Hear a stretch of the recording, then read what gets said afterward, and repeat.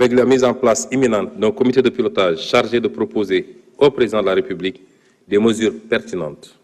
À cette fin, d'ores et déjà, les actions requises pour le rétablissement du calendrier universitaire et la pacification de l'espace universitaire ont été engagées. Les actions en direction de la jeunesse et de la promotion de la citoyenneté n'ont pas été en reste depuis avril 2024 avec l'organisation des vacances agricoles, le repositionnement du service civique et du volontariat au niveau de la primature pour plus d'impact et la systématisation du concept armée-nation dans tous les domaines d'activité appropriés. Dans le domaine du sport, nous avons soutenu les compétitions dans les disciplines phares et pris résolument en charge l'organisation des Jeux olympiques de la jeunesse Dakar 2026. Dans le secteur de la santé, la préoccupation principale a été de garantir la continuité des services et la qualité de l'accueil dans les services hospitaliers, ainsi que de passer en revue le programme de construction d'hôpitaux qui souffre de beaucoup d'actes de mauvaise gestion et particulièrement de surfacturation énorme. Monsieur le Président de l'Assemblée nationale, honorables députés, notre gouvernement s'est appesanti également au cours de ces 8 derniers mois sur les problématiques d'approvisionnement en eau potable, les questions environnementales et les infrastructures de transport. Concernant l'approvisionnement en eau potable, nous avons fermement engagé la résolution des insuffisances dans la gestion de l'hydraulique rurale et urbaine, avec notamment des directives pour mettre un terme aux incongruences caractérisées de la traversée de zones rurales non desservies en eau potable par des canalisations d'eau destinées aux villes.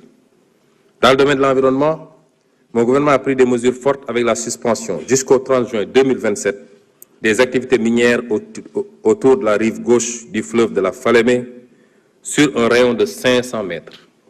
Dans le domaine des infrastructures physiques, mon gouvernement a réalisé un état des lieux des programmes et projets de construction d'infrastructures routières, portuaires et aéroportuaires. Cet état des lieux a révélé certaines dérives et des intérêts sacrifiés de l'État du Sénégal.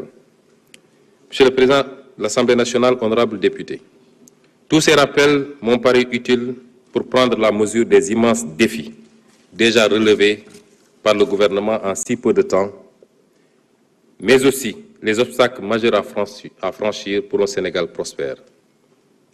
Au cours de ces 8 mois, le principal handicap auquel a été confronté mon gouvernement est l'héritage de la gestion d'un pays au milieu du gué, à l'image d'un bateau à bout de carburant dans une mer agitée. Jamais dans l'histoire du Sénégal, un pouvoir n'a été transmis dans cet état.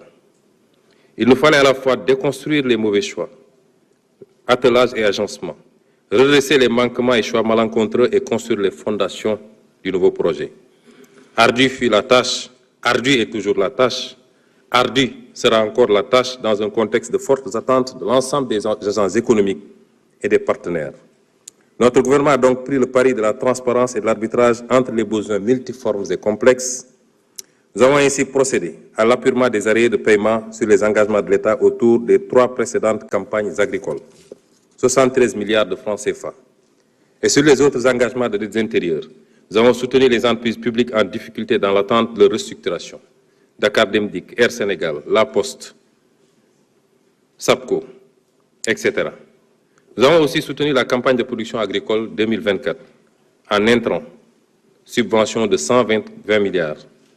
Nous avons également procédé en rapport avec les acteurs, notamment la SENIA, au relèvement du prix plancher d'achat des arachides pour le porter de 280 francs l'année dernière à 350 francs le kilogramme cette année.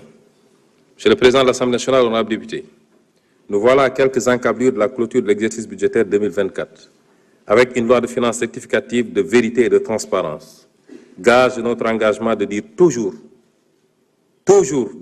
la vérité à notre peuple, rien que la vérité et toute la vérité.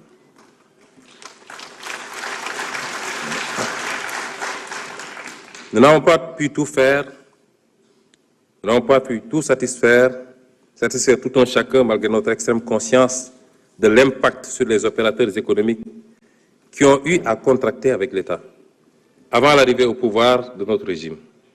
Certains d'entre eux sont malheureusement, à tout le moins, co-auteurs avec l'État des dérives constatées, en acceptant d'exécuter des marchés par anticipation et quelquefois sans contrat.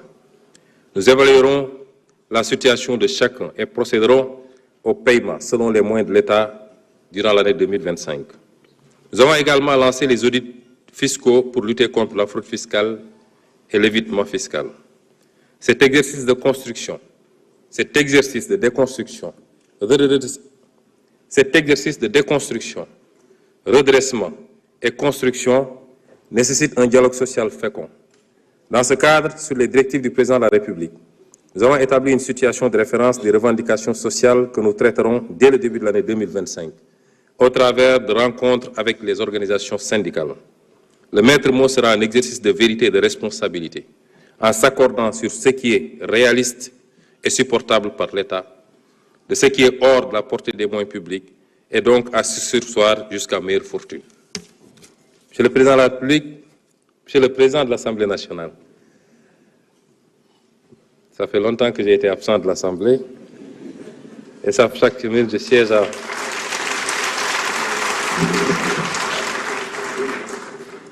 Monsieur le Président de l'Assemblée nationale, honorables députés, ces 8 derniers mois ont été également consacrés à un Sénégal ancré dans des valeurs fortes, qu'elles soient culturelles ou religieuses.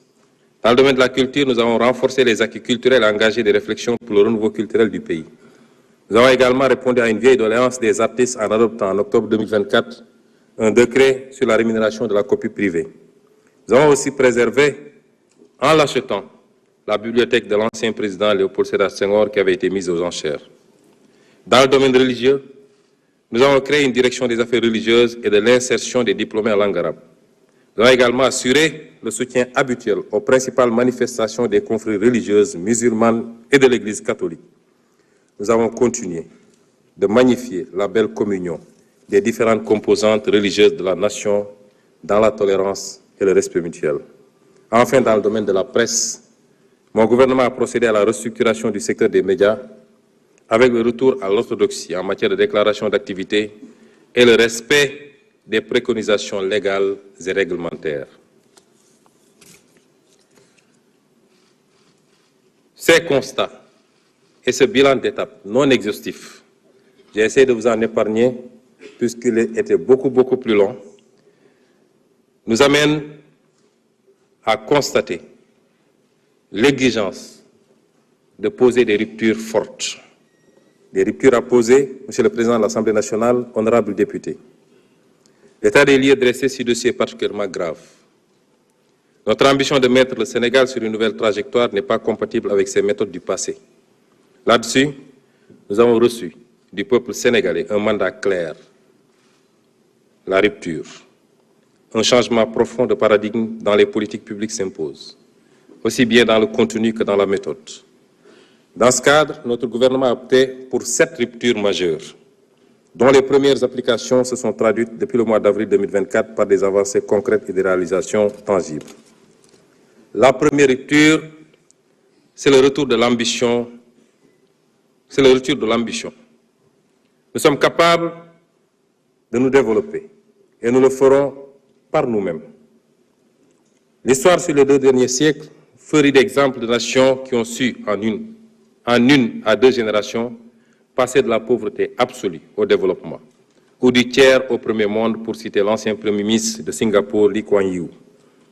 Voilà l'ambition que nous avons pour notre pays. Pour cela, nous devons commencer par nous regarder autrement, pour croire en nous-mêmes. 3 siècles de traite, d'asservissement et de dépendance ont sournoisement diffusé un complexe du colonisé. Nous devons en sortir